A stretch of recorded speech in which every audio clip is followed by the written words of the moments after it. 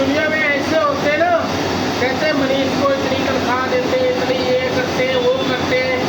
लोग दुनिया के ऐसे होते ना, दूसरा का सुख देख के अपने दुख से नहीं परेशान है, दूसरे के सुख से परेशान है।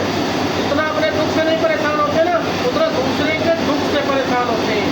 इसलिए आप लोगों से देखो कितनी टेम्परेचर यहाँ है, कमेंट बताना कितना टेम्परेचर है यहाँ पे, वो कितना टेम्परेचर में हम काम करते हैं, अभी जाके सैलरी